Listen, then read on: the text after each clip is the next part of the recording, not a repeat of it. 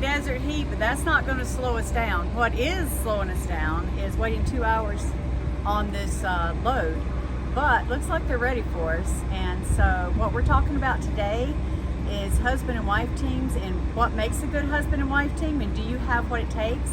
So stay with us and we'll be right back. There's something about the way that you say my name, make me forget everything when you call me late at night. I remember you touching my body, the way you get to me deep where my heart is. Love me so good, but I wish I was heartless.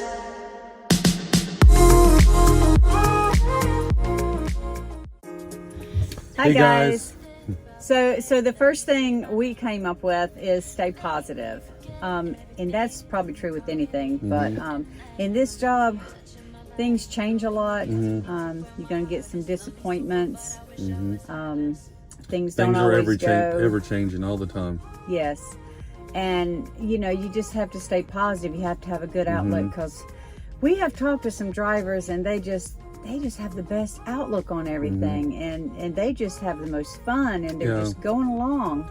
Yeah, you learn very quickly that things don't always go as planned, but more often than not, they work out in the end. So exactly, you just kind of have to be flexible and go with it. And we often say that wasn't our load. We want to load really bad, and we try to get the load, and we don't get the load, and we say, well, it wasn't our load. And we've done that for the last 5 years, and you know, you don't feel bad about it. Right. A lot of times, you know, you're kind of sad because you didn't get a load or something didn't work out with it. Then you end up getting something better. Exactly.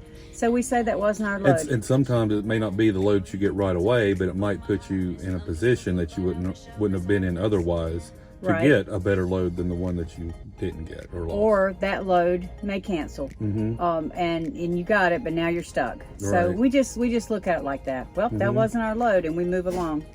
Another thing that has worked for us is you have to have a sense of humor. Right. We laugh at each other all the time, don't we, honey? I laugh at you, and I'm laughing right now. No. But we do. I mean, you have to have a sense of humor. Right. Things are funny. I mean, it's just, you know, of course we have the dog, so that does help. You know, it's, once again, you just can't take life too serious sometimes. Just, you know, it is what it is. Exactly. And in this business, man, if you don't laugh, what are you going to do? And it does make it makes everybody else happy too. Yeah. You can spread the joy as you go along, and we found that in our journey on this crazy ride we're doing. Right. But another thing we thought was really good is gratitude. Yeah. We look for the good in everything. We try to. When we take our walks, we go to the rest stops and we take our walks. We get out. We see nature. We see different things, the wind, and it feels good, or you know, whatever. Always find something positive. Yeah, we try to stay positive about everything, and be thankful for everything. I mean, we're thankful for the job, even though sometimes it doesn't work out well. We're thankful we have a job, and it's very easy to be grateful when you go through some of the parts of the country we go through. Right. And you see, well, these people don't even have a place to live. Right. And these people have a tent, but guess what? These people over here don't even have a tent. Right. I mean, you know. And, you know, you just not really, just look for the bright side. We're in Arizona right now. It's very hot. It's the desert. It's very dry. At least it's not raining. Yeah. You know, we could be somewhere else where it's, you know, just pouring buckets and, you know, you have to put on rain gear or something to just go outside or you get soaked. I mean, you know, instead of complaining about the bad part of the weather, just be thankful, you know, that it's not something else or something worse. We often say that when we're riding through like Arizona or something. At least it's not snowing.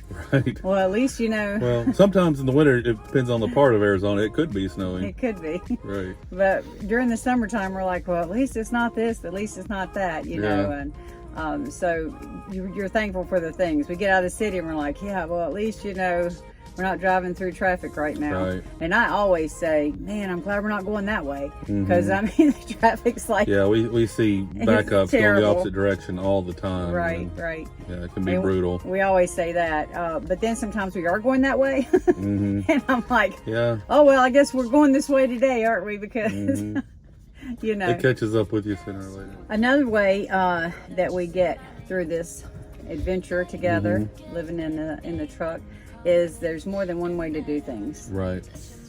I found this out a long time ago when I started having stepkids in the house, and you know, there's more than one way to fold towels, Right. and it doesn't really matter. In the end, it all gets done the same. But on the truck, he does things a certain way. He drives a certain way. I drive a certain way. I do things differently. Yeah. So my way's not wrong. His way's not wrong. Right. Well, you know, that's where we've progressed. You know, we've been married for a while now, and we've just changed what we call things. Used to, she would call it the right way and the wrong way, and now she calls it her way or my way. So. Right. And my way's not always right, but most time it is. But most time it's okay if he does it his way too. But no, that's a good thing, is you've got to actually realize that the other person has a certain way of doing things, and you can't micromanage each other, because that would be horrible. Yeah, I mean, we look at the big picture. As long as everything gets done, we're in good shape. Right. And you're doing this together. He's half the job and I'm half the job. He's a team driver, I'm a team driver. He has CDLs, I have CDLs. We're equal when we go into the DOT, or when we get paid, or anything like that. When we go into pick up in front of the customer, or the deliver to the consignee, we're the same. We're both drivers. Which one of you's the driver today, you know? So we have to respect each other for that, and just learn that everybody has a different way of doing things. And after you do this for a while and you're so tired, you're like, do it however you want to do it. I'm going back to bed. So you don't care anyway. That helped us, I think. Do whatever. This is what we say now. Whatever you decide, honey, you're driving. You do it. You're driving. I'm gone. And the other thing is, I mean, truthfully, and when it comes down to it, you're living in a box together. Right. While you're on the road. You need to be kind. You've got to be kind. Snarky comments and all those things, that doesn't cut it. You're living together in this truck, a small apartment, maybe a New York size, I don't even know, probably smaller, 100 foot, 100 square feet, maybe. What I like to think of is you go home and you go into your pantry and you stand in there together, because and that's kind of scary, but it's kind of like that. And then if you want to do it on an advanced level, bring 2 dogs with you. Advanced level, that's us. We're advanced. But you know, I mean, we do have the you put up the bed, and you got the kitchen mat, and you kind of make it, but you learn how to make it work. You're still in that one little space. You know, it's IKEA, living IKEA. It really is. And that's where we get our getaway hobbies. This is the upper level. Sometimes I'll go back to the lower level, which is the apartment.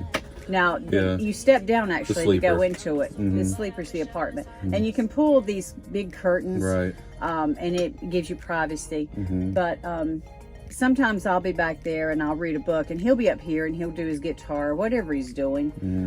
Sometimes we switch. And then if that doesn't work, we've always got the bathroom. So you can get away from the dogs, you can get away from everybody. How long are you going to be in there? I'll be a while. I'm in there playing games or reading or doing something. I'm totally away. I'm feeling like, wow, I got away, you know. But that's one of the things we do that actually helps us a little bit, is you divide up exactly where you are in the truck and do your different little hobbies, you know. Of course, we mentioned getting off the truck too. That does help a lot. But the other thing is responsibilities. Now, Chris has certain things he does. He pumps the fuel usually. I can do it. If I'm awake, I do it. Yes, but he just took on that, you know, that thing. He usually takes care of some of the maintenance stuff. I usually the cleaning stuff, and it's just what we feel comfortable with. That we just kind of, nobody said anything about it. We just kind of do them.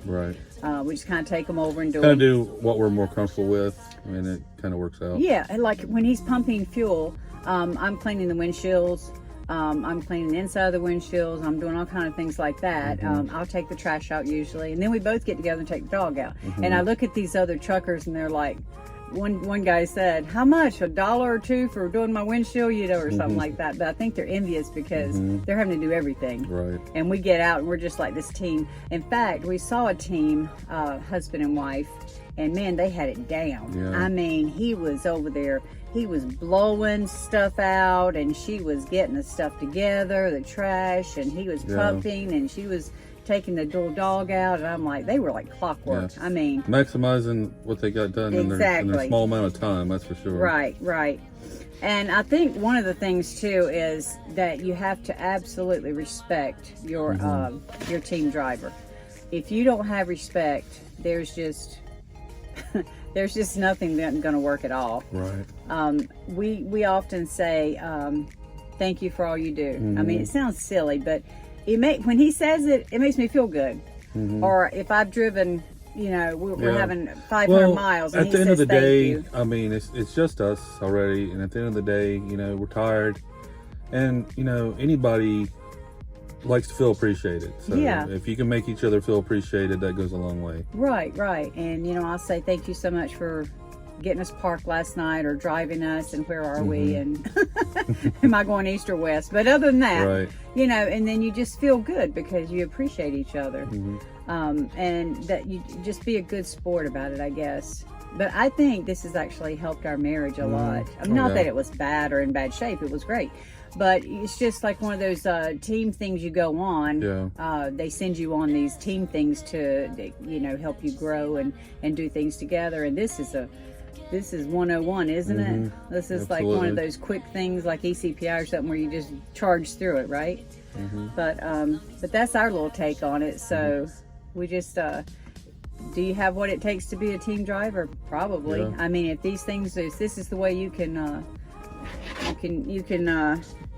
camp and do things like that and see the adventure and everything, it's probably good for you.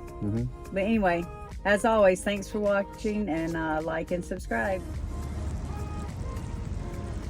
Here we are in Arizona.